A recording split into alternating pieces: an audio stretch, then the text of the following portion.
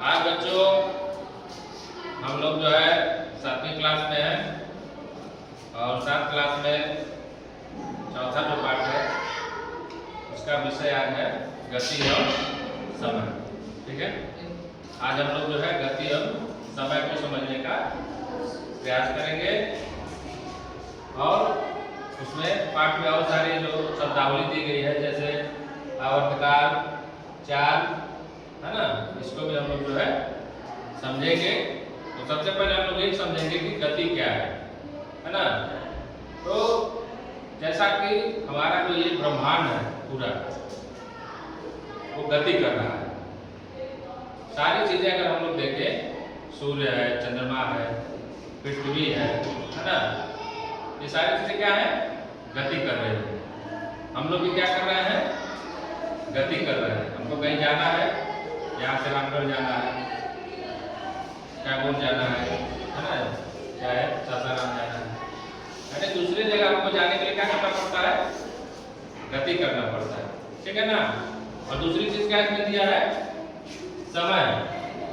समय क्या है कि एक जगह से दूसरी जगह जाने में हमको कुछ समय लगता है। जैसे हम यहाँ से अगर 10 मिनट में जाए, है ना, जितनी दूरी रहेगी उसी हिसाब से हमारा समय भी रहता है।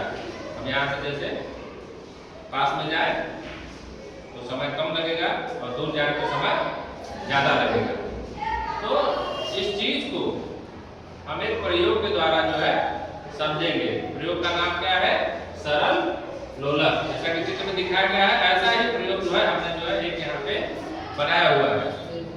ठीक है, तो यहाँ पे क्या कर डाला, जैसा कि आप लोग देख रहे हैं यहाँ पे हमने धागा लिया है और उस धागे में एक गेंद हमने बांध दिया है। ठीक है, और यहाँ पे 3 निशान लगा दिया है, A, O, B। कौन कौन निशान है, A, O, B। ठीक है, और अब मैं एक छात्र को बुलाऊंगा, विशाल आओ यहाँ पे।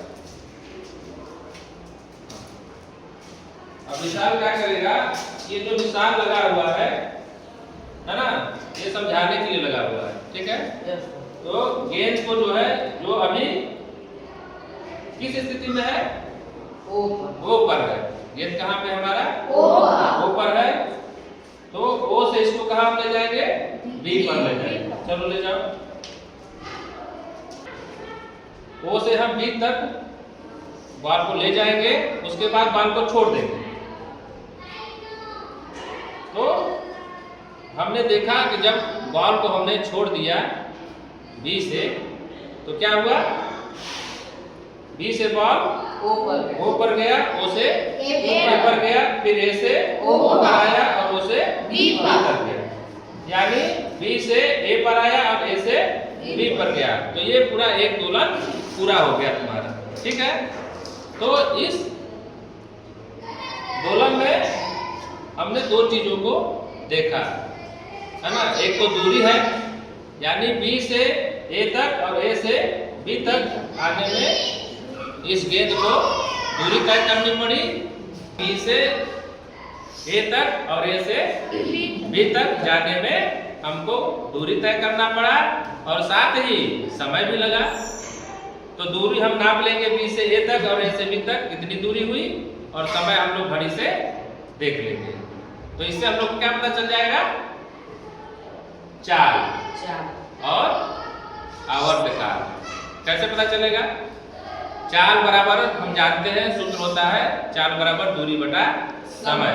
तो दूरी हम नाप लेंगे, बी से ए और ए से बी, ये हो गया हमारा दूरी। और समय जो है घड़ी से देख लेंगे कि लोलक को जो है, यानी गेंद को जो है बी से ए तक और ए से बी तक पुनः जो है वापस जाने में कितना समय लगा, है ना। दोनों को, एक को नाप लेंगे दूरी को हम लोग किसमें नापते हैं, मीटर में, किलोमीटर में। ठीक है, और समय को किसमें नापते हैं, सेकंड में और मिनट में और घंटे में। ठीक है, तो यहाँ पे चूंकि लोलक हम लोग इस्तेमाल कर रहे हैं, दूरी कम है तो सेकंड में ही और मीटर में ही प्रयोग करेंगे। चाल का जो है मात्रक क्या होता है? मीटर प्रति सेकेंड। ठीक है, चाल का मात्रक मीटर प्रति सेकेंड ले सकते हैं या फिर किलोमीटर प्रति घंटा, है ना। जैसा है हमारा जो है वस्तु, वैसा हम लोग जो है यहाँ पे मात्रक का इस्तेमाल हम लोग करेंगे। तो इससे हम लोग चाल जान गए। आवर्तकाल भी इसी से निकल जाएगा। आवर्तकाल मतलब समय, यानी कि पूरा एक दोलन पूरा करने में जो है हमको कितना समय लगा।